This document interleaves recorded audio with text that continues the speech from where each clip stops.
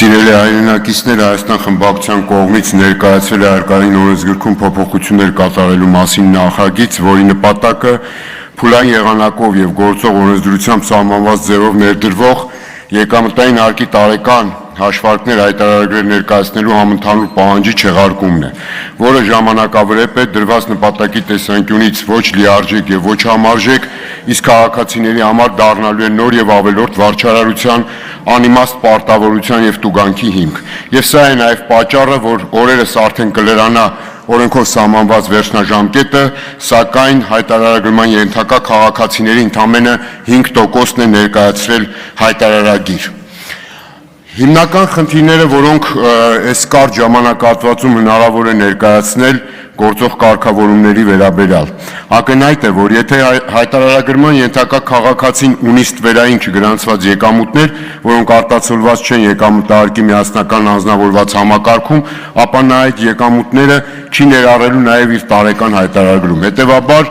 կեղծ են այն պնդումները, թե այս համակարգը կարող է նպաստել ստվերի կրճատմանը։ Իդեպ անօրինական եկամուտների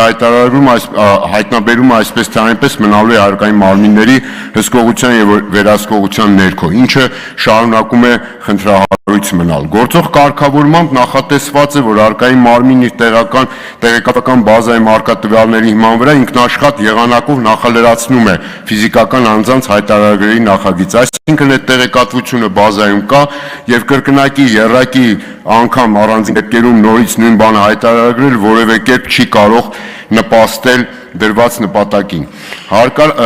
Հայտարարագիրը հարկային մարմիններ սահմանված ժամկետում էլ չներկայացնելը բնականաբար առաջացնում է վարչական պատասխանատվություն, այսինքն քաղաքացուն որպես տուգանքի մատերիալ հերթական անգամ կիրառելու հիմք։ Կեղծ է նաև այն պնդումները, թե այդ համակարգը իբրև ունի խթանիչ հնարավորություններ, սոցիալական ծախսեր են վերադարձվում։ Եթե կա այդպիսի նպատակ, իրական նպատակ, ինչը կապում դա հայտարարագրի հետ, եւ վերջին հաշվով հայտարարագիր չներկայացնող քաղաքացիները տարիներ շարունակ հիպոթեկային վարկի տոկոսների փոխհատուցում էին ստանում իրենց վճարած եկամտահարկից առանց հայտարարագրման։ Համընդհանուր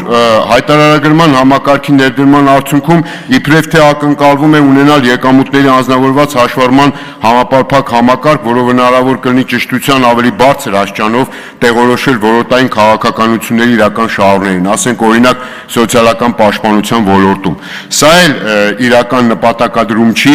ավելի շատ քողարկված է, որովհետև եթե իրական այդպիսի նպատակադրում կա, կարելի է սոցիալական աջակցության համար դիմող քաղաքացուն միայն ասել, որ տրամադրի անհրաժեշտ տեղեկատվություն ըստ պահանջի, ինչպես օրինակ տարիներ շարունակ կիրառվում է այդ բանկային համակարգում։ Եվ վերջապես ավարտում եմ 1 րոպե, վերջապես ամենակարևորը, եթե ինչ-որ հարց պետք է լուծել այս հայտարարագրման համակարգը, այդ էլ գործնականում այլևս հնարավոր չի լուծել, որովհետև դա վերաբերում է քաղաքացիների բանկային փոխանցումներին եւ այստեղ էլ փաստորեն գործնականում սահմանվել է 300,000 դրամ շեմ, որից ներքև փոխանցումները չեն հայտարարագրվում, որում սա միակ, նորից եմ կրկնում, միակ հնարավոր լրացուցիչ տեղեկատվությունն էր, որը կարելի էր ստանալ իլրումն ֆիզիկական անձանց եկամուտների անձնավորված համակարգի։ Հետևաբար կարևոր է sense չի լինի։ Ավարտում եմ։ Կոչս մնաց ամենակարևորը։ Հետևաբար կարծում եմ այսքան խնդիրների մեջ շատ կարևոր է տալ հնարավորություն ազգային ժողովում եւս մեկ անգամ քաղաքացիների բարձրաձայնված խնդիրները քննարկել այս նախագծի համատեքստում։ Ձայնը տրվում է նախագծի հարակից զեկուցող Նարեկ Ղարամանյանին, համեցեք։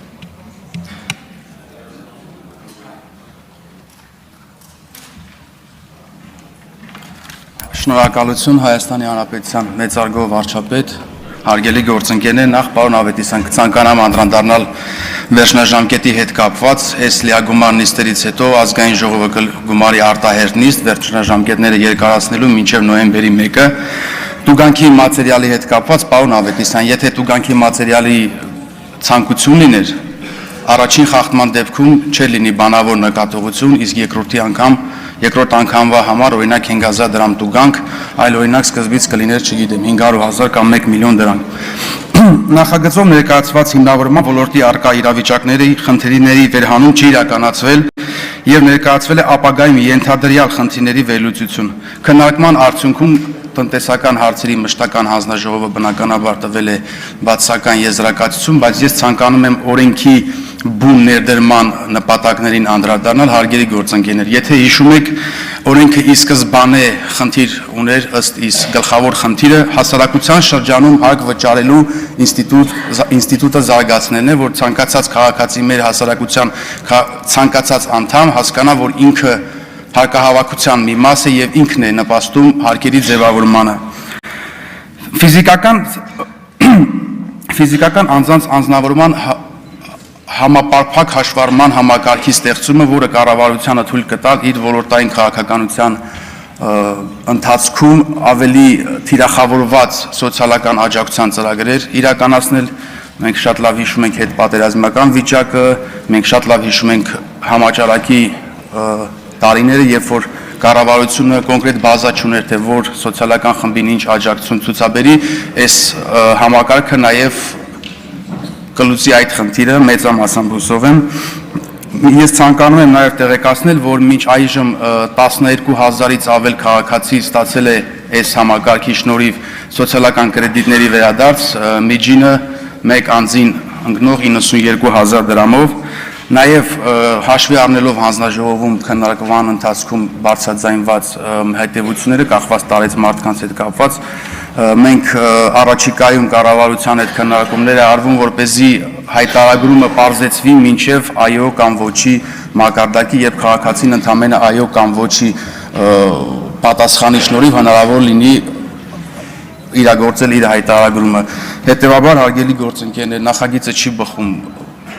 հայտարարման մշակույթի շահերից եւ առհասարակի արժեվ դրած նպատակներից, եւ ես կոչ եմ անում հանձնաժողովի անունից նաեւ դեմ քվեարկել։ Շնորհակալություն։ Շնորհակալություն, հարգելի գործընկերներ, այժմ քվեարկության կդրվի քննարկված նախագիծը։ Վարման կարգով Հայկ Կոնջորյան։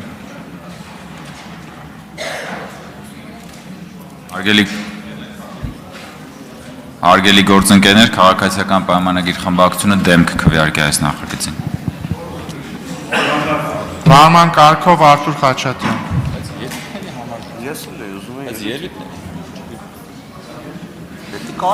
Սիրելի հայրենակիցներ, ձեզ խաբում են։ Այս նախագիծը ոչ թե եկամտների պատկերը ճշտելու նպատակ է տապնդում, հավելյալ հարկեր մտցնելու նպատակ։ Ձեր կարծիքով կառավարությունը հետաքրքրասիրությունից դրդված է ուզում 300,000-ից ավել փոխանցումների մասին տեղեկություններ ստանա։ Ոչ, հաջորդը հարկվելու են արտագնա աշխատանքի մեկնողները, հետո հարկվելու են գյուղատնտեսությամբ զբաղվողները։ Այս օրենքը բացարձակապես հայտարարագրման մշակույթի հետ կապ չունի, սոցիալական պաշտպանության հետ կապ չունի։ Սա քերելու մշակույթը ամրապնդելու միտված օրենք է։ Վարման կարգով Վահագն Ալեքսանյան։ Շնորհակալություն։ Սիրելի քաղաքացիներ, ընդդիմության նպատակը մեկն է, այնպես անել, որ հնարավորինս քիչ քաղաքացի կարողանա օգտվել այն սոցիալական կրեդիտներից, որոնք որ այս նախաձեռնության բերումով հնարավորություն են ստանալ մեր քաղաքացիները։ Այս պայի դրությամբ 12,000-ից ավել քաղաքացի ստացել է միջինում 90,000 դրամ հետ վերադարձ իր կատարած կրթական վճարներից, իր կատարած առողջապահական ապահովագրության գծով վճարներից եւ ընդդիմություն ունի մի նպատակ, այնպես անել, որ այդ թիվը հնարավորինս քիչ մեծանա եւ հնարավորինս դանդաղ տեմպերով, որովհետեւ ընդդիմությունը ունի մի ցանկություն, այնպես անել, որ Հայաստանում դժգոհ քաղաքացիների քանակը լինի հնարավորինս շատ, իսկ գոհ քաղաքացիների քանակը հնարավորինս շատ։